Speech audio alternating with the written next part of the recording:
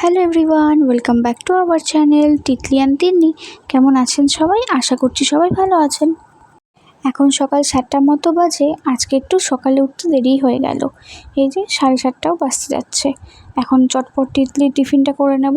টিফিনে আজকে দেব fried rice আর আলু মটরের সবজি। তো আলু মটরটা আগে বানিয়ে নিয়েছি, এখন বানাবো ফ্রাইড রাইস। বাড়িতে যা সবজি ছিল, গাজর আর বিনস, তো এই দুটোকে কেটে দিয়ে দিলাম, সাথে দিয়েছি এলাচ ফোড়ন। আর ভাতটাও ওদিকে হয়ে গেছে। এইভাবে বানিয়ে নিই আমি চটজলদি ফ্রাইড রাইস। আর তিতলি এটা খেতেও ভীষণ ভালোবাসে। আর এই যে তিতলির টিফিনটা আমি রেডিও করে ফেলেছি। রেডি হয়ে যাওয়ার পর ওকে একটু হরলিক্স খেতে দিলাম। বিস্কুট ছিল না বাড়িতে, তাই পার্লেজির প্যাকেটটা ধরিয়ে দিয়েছি। এই দুজনে মিলে এখন খাচ্ছে। আর তিন্নিও সকাল সকাল উঠে গেছে দিদির সাথে। আর এই যে কালকে যে গাছগুলো রেডি করে রেখেছিলাম, সেই গাছগুলো আজকে নিয়ে যাবে। একদম রেডি হয়ে গেছে তিতলি। আর এদিকে ঘড়িতে 8টা বেজে গেছে, ওর বাসও চলে এসছে। এই যে তিতলি এখন যাচ্ছে। আর এই যে তিতলি বাসে উঠেও যাচ্ছে এখন। তো এবার চলে আসলাম তিন্নিকে নিয়ে ঘরে। এই যে ওর বাসটা চলে গেল এদিক দিয়ে। আর তিন্নি তখন ভীষণ জেদ করছে। তারপর তিন্নিকে নিয়ে ঘরে চলেও এলাম। আর আমরা সকালে ব্রেকফাস্ট করেও নিয়েছি। আর ব্রেকফাস্টের পর একটু বাইরে এলাম। আর তিন্নিও স্নান হয়ে গেছে। এই যে স্নান করে চলে এসছে বাইরে। আজকে একটু বাড়ির পেছনের দিকে যাব, সেখানে একটি কাঁকরোল গাছও আছে। এতদিন সেভাবে লক্ষ্য করা হয়নি। গাছটা দেখি বেশ বড় হয়েছে।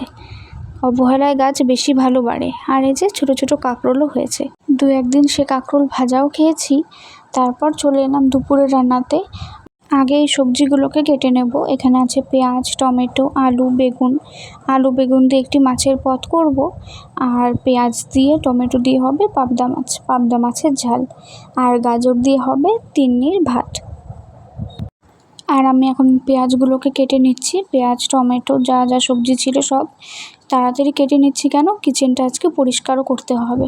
তাই সকাল সকাল এই সবজিগুলো কেটে নিলে কাজটাও করতে সুবিধে হয়। কিচেন পরিষ্কার করার পরে তারপর রান্নাতে যাব। এতদিন বৃষ্টি হওয়াতে কিচেনটা সত্যি একটু ময়লা হয়ে গেছে, তো সেভাবে জোর দেওয়া হয়নি। কিন্তু আজ মনে হয় কিচেনটা পরিষ্কার করতেই হবে। খুব পিঁপড়ে, আরশোলা, টিকটিকি এসব উপদ্রব বেড়ে গেছে।